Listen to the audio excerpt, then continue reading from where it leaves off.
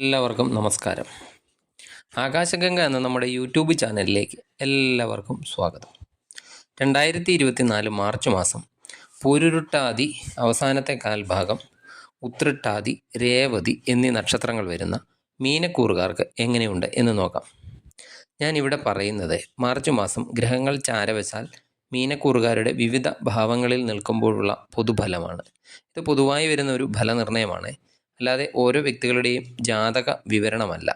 ഓരോ വ്യക്തികൾക്കും ഇപ്പോൾ ഏത് ദശ അപഹാരകാലമാണ് നടക്കുന്നത് എന്ന് നോക്കി ആ ദശാനാഥൻ അനുകൂല ഭാവത്തിലാണ് നിൽക്കുന്നതെങ്കിൽ നല്ല ഫലങ്ങളും പ്രതികൂല ഭാവത്തിലാണെങ്കിൽ മോശം ഫലങ്ങളുമാണ് അനുഭവിക്കേണ്ടി വരിക.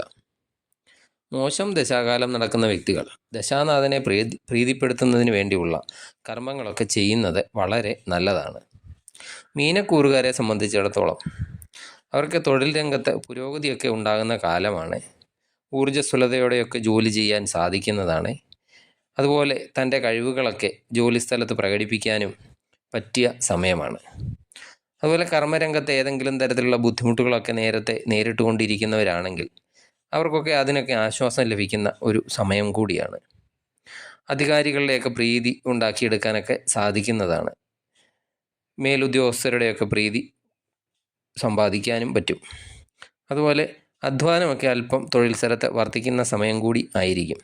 സ്ഥാനമാറ്റവും സ്ഥലമാറ്റവും ഒക്കെ പ്രതീക്ഷിക്കാം. ഇത് ചിലർക്കൊക്കെ അനുകൂല രീതിയിലും ചിലർക്കത് പ്രതികൂല രീതിയിലും ആകാവുന്നതാണ്. അതുപോലെ തൊഴിൽ സംബന്ധമായി യാത്രകളൊക്കെ ഉണ്ടാകുന്നതാണ്. അതുപോലെ തൊഴിൽ സംബന്ധമായോ ഒക്കെ തീരുമാനങ്ങളൊക്കെ എന്തെങ്കിലും എടുക്കുന്നതിന് ചില കൺഫ്യൂഷനുകളൊക്കെ ചിലപ്പോൾ ഉണ്ടായേക്കാം. പുതിയ ജോലിയൊക്കെ അന്വേഷിക്കുന്നവർക്ക് ജോലി കാര്യത്തിൽ പ്രതീക്ഷയൊക്കെ പുലർത്താവുന്നതാണ്. വിദേശ തൊഴിൽ അന്വേഷിക്കുന്നവർക്കും നല്ല സമയം തന്നെയാണ്. ബിസിനസ്സുകാർ അല്പം ശ്രദ്ധിക്കേണ്ട സമയമാണ്. ആലോചിച്ചൊക്കെ മാത്രമേ കാര്യങ്ങൾക്കൊക്കെ തീരുമാനങ്ങൾ എടുക്കാവൂ. അതുപോലെ പങ്കാളിത്ത ബിസിനസ്സൊക്കെ ചെയ്യുന്നവർ പ്രത്യേകം ശ്രദ്ധിക്കുകയും വേണം. പുതിയതായിട്ട് കൂട്ടുചേർന്നുള്ള ബിസിനസ്സൊക്കെ ഇപ്പോൾ തുടങ്ങുന്നവരാണെങ്കിൽ ഈ സമയം അത്ര ഒരു നല്ല സമയമല്ല.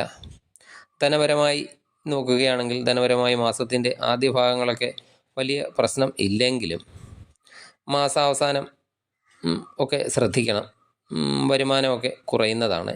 അതുപോലെ ചിലവിൻ്റെ കാര്യത്തിലും അല്പം ശ്രദ്ധിക്കണം. ആഘോഷങ്ങളും ആർഭാടങ്ങളുമൊക്കെ ഒഴിവാക്കി നിർത്തുന്നത് നല്ലതാണ്. കയ്യിൽ കിട്ടുന്ന പൈസ അതുപോലെ നിലനിർത്താനോ അല്ലെങ്കിൽ കുറച്ചൊക്കെ സേവ് ചെയ്യാനോ ഒക്കെ അല്പം പ്രയാസം നേരിടുന്ന സമയമാണ്. പെട്ടെന്നുള്ള എന്തെങ്കിലും ചിലവുകളും ഒക്കെ വർദ്ധിക്കുന്നതാണ്. വിദ്യാർത്ഥികളെ സംബന്ധിച്ചിടത്തോളം പഠനത്തിലൊക്കെ വളരെയധികം ശ്രദ്ധിക്കപ്പെടേണ്ട സമയമാണ്. അതുപോലെ പരീക്ഷകളിലുമൊക്കെ പങ്കെടുക്കുന്ന വിദ്യാർത്ഥികൾ പാഠങ്ങളൊക്കെ കൂടുതലൊക്കെ റിപ്പീറ്റ് ചെയ്ത് പഠിക്കുന്നത് നന്നായിരിക്കും. മാസാവസാനം വരെയൊക്കെ ഈ കാര്യങ്ങൾ ശ്രദ്ധിക്കണം. അതുപോലെ പാഠ്യേതര വിഷയങ്ങളിലൊക്കെ ശ്രദ്ധ കൂടിയിട്ട് പഠനമൊക്കെ മോശമാകുന്ന ഒരു അവസ്ഥയൊക്കെ ഉണ്ടാകാം. അതൊക്കെ അല്പം ശ്രദ്ധിച്ചാൽ പഠന നിലവാരം മെച്ചപ്പെടുത്താൻ സാധിക്കും.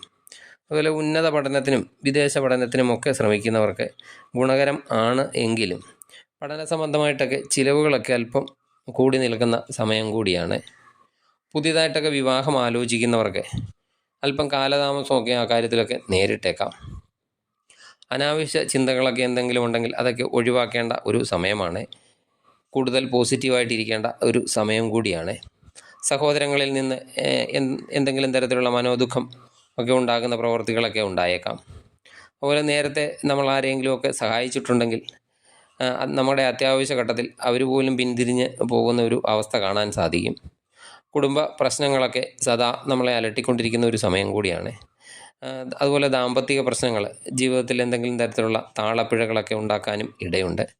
സത്യസന്ധമായി എന്ത് പ്രവൃത്തി ചെയ്താലും ആ പ്രവൃത്തിയൊക്കെ ലക്ഷ്യത്തിൽ എത്തിച്ചേർക്കാൻ സാധിക്കുന്നതാണ്. അതുപോലെ പ്രവർത്തന വിജയത്തിന് വേണ്ടിയിട്ട് കൂടുതൽ അധ്വാനമൊക്കെ ചെയ്യേണ്ടി വരുന്ന ഒരു സമയം കൂടിയാണ്. ബുദ്ധിപരമായ നീക്കമൊക്കെ കൊണ്ട് പല നേട്ടങ്ങളും ഉണ്ടാക്കിയെടുക്കാൻ നിങ്ങൾക്ക് സാധിക്കുന്നതാണ് മാർച്ച് മാസത്തിൽ. ആരോഗ്യപരമായിട്ട് അല്പം ശ്രദ്ധിക്കണം. അധ്വാനം കൂടുതലൊക്കെ ആരോഗ്യത്തെ ബാധിക്കാതെ നോക്കേണ്ടതാണ്. അതുപോലെ യാത്രകളിൽ ഒക്കെ അല്പം ശ്രദ്ധിക്കുകയോ അല്ലെങ്കിൽ ദൂരദേശ യാത്രകളൊക്കെ ഒഴിവാക്കാൻ പറ്റുമെങ്കിൽ ഒഴിവാക്കുകയോ ഒക്കെ ചെയ്യുന്നത് നല്ലതാണ്. അതുപോലെ ജലയാത്രകൾ ഈ മാസം ഒഴിവാക്കുന്നത് വളരെ നന്നായിരിക്കും. മാതാവിൻ്റെ ആരോഗ്യകാര്യത്തിലും അല്പം ശ്രദ്ധിക്കണം. ടെൻഷനുകളൊക്കെ വർദ്ധിക്കാം. അതൊക്കെ അല്പം മാറ്റി നിർത്തേണ്ട സമയമാണ്. ദൈവാധീനം വർദ്ധിക്കുന്നതിന് വേണ്ടി ശിവ ഭഗവാന്റെ ക്ഷേത്ര ദർശനം നടത്തി കഴിയുന്ന വഴിപാടുകളൊക്കെ ചെയ്യുക. അതുപോലെ ശ്രീകൃഷ്ണ ഭഗവാന്റെ ക്ഷേത്ര ദർശനം നടത്തി പ്രാർത്ഥിക്കുക. അവിടെയും കഴിയുന്ന വഴിപാടുകളൊക്കെ നടത്തുക. ശനിയാഴ്ചകളിൽ നീരാഞ്ജനം വഴിപാട് കഴിക്കുക.